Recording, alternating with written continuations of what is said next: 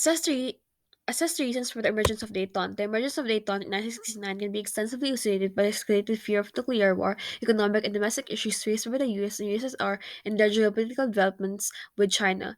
Dayton marks Soviet Russia and US relaxation of geopolitical tensions and the mutual effort to nullify nuclear arsenals, leading to a fairly stable and cooperative relationship between them. There are three key main points: fear of nuclear war, economic issues, and geopolitical issues. Dayton's most critical impetus emerged due to the realization of the US for potential nuclear war, as USR achieved relative parity with the US, threatening a destabilizing arms race in the impacts of the Cuban Missiles Crisis. The immense danger was confronted during the Cuban Missiles Crisis in 1962, which created the finality that if this hostility continued, World War III would be inevitable, laying the groundwork for the detente. USSR has planted over 700 nuclear armed ballistic missiles targeting the US. This intensified the tensions between the two superpowers and led President Kennedy placing a naval blockade around Cuba to prevent the Soviets from planting more missiles, contributing more to the tensions as this was seen as war retaliation. In response to this, an evocation of the Monroe Doctrine in the US stated that full retaliatory response upon USSR if the Cuban missiles were launched against a Western nation. The US held the second strike probability of MAD. In case of USSR attacks, this would be reciprocated with the more advanced nuclear weapons. This crisis alerted Cuba's leader Fidel Castro, who she threatened that direct aggression against Cuba would be nuclear war. Anxiety and fear arose between US and USSR as they realized how close they were in the nuclear war. A hotline between the two superpowers was established to communicate and lessen the threat of the accidental nuclear war, and nuclear test ban treaty was signed. Immense nuclear and escalation of tension realized through the back and forth threats of the nuclear retaliation impelled the taunt. Furthermore, the vast production of the warheads on both sides led to a nuclear parity, which worried both sides since it ensured the power of man. However, this intensified the fears in both countries since they did not want to have destruction from the other country through a first strike. With this frightening possible event, the policy of Dayton was appealing to superpowers as it would allow them to stabilize relationships and prevent threats of nuclear war through negotiating arms limiting treaties. First historian is Richard Stevenson, is a revisionist historian. He contests the traditional belief of the treaties before the Détente were impactful in the ending of the tensions between US and USR. He suggested that the stress and anxiousness brought by the Cuban Missiles Crisis contributed more in the emergence of Détente. Second point is the USSR's economy massively declines due to the expensive production of nuclear weapons in the arms race and need for the financial help from US while facing geopolitical issues with China. USSR has used billions of dollars, around 27% of the gross national product, in the military, although the USSR achieved a nuclear parity with the US, which may seem successful, it had quietly collapsed, providing an insufficient budget for the societal needs which such as jobs and healthcare, which caused a low living standard in the USSR during this period. 40% of the Soviet population is in poverty. Khrushchev attempted to solve this by decentralizing, but it was unsuccessful. However, the 5 year plan, a solution to retrieve the economic stability, was to stimulate a east-west trade. Therefore, the USSR is motivated to pursue a detente as it needed to access US technology and food in order to address societal issues and trade to regain economic strength. Conversely, the Sino-Soviet split happened wherein USSR lost one of the greatest allies due to ideological differences, seeking for Dayton to relax tensions and regain relationships with China. From this table, there was a significant difference showing that the tripolarity of the communist ideologies. In the table, the signing of the Non-Proliferation Treaty in 1968, wherein China believed that USSR is keeping nuclear information from them. However, Russia was not able to do share because of the rules of the Non-Proliferation Treaty.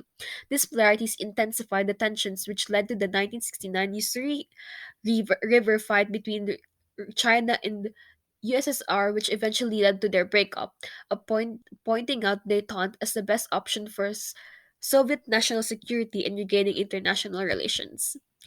Third point, second historian, based on William Mascov's quote, he is considered as a Marxist historian as he addresses the impacts of the costs of production of nuclear weapons in the space race and Soviet society. So he's focusing more on the society. Third point, in the period of the great inflation, America America's economy was progressively deteriorating as the result of financial costs and fatalities in the Vietnam War, and losing this war brought the shame into US, wherein it's significant to create strong relationships with the Soviet Union and China. Vietnam War was considered by the US as one of the biggest mistakes because of the supporting a corrupt leader in South Vietnam, Diem, causing its their economic stability, soldiers, and reputation of the US.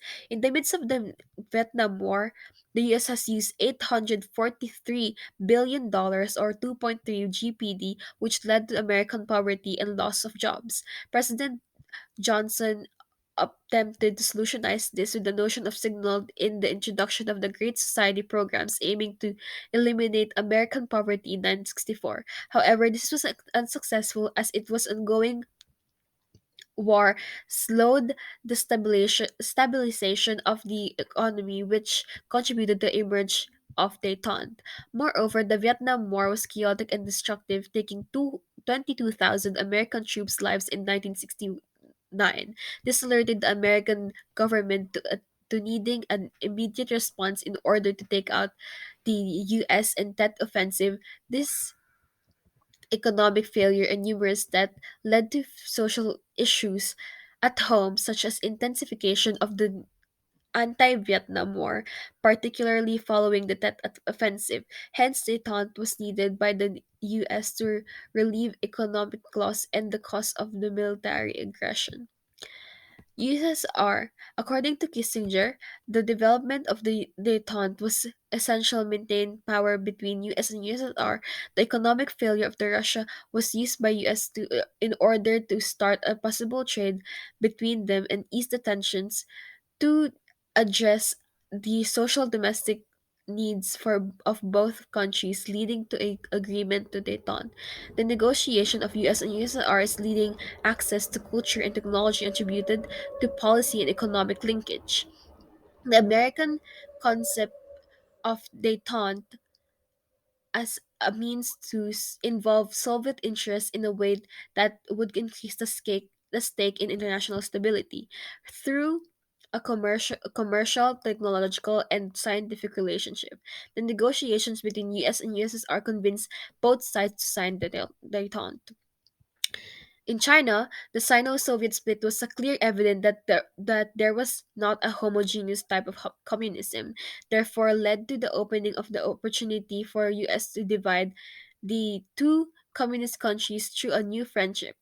With China in relation to Kissinger's strategies, he has stated that the possible threats of the USSR and US should raise them up to China.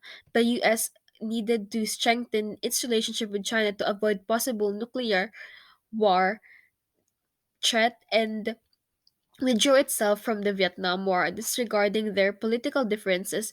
Thus, the Sino American geopolitical developments was necessary for America to retrieve itself from the shame brought by the Vietnam War and contributing to emergence of Dayton. In conclusion, in the end, the arising fear of both superpowers, the US and USSR, due to the events of Cuban Missile Crisis, the nuclear parity allowing MAD, the social and economic issues faced by both countries, and the demanded development of geopolitical relations with China and USSR were highly significant for the reasons of the emergence of Dayton.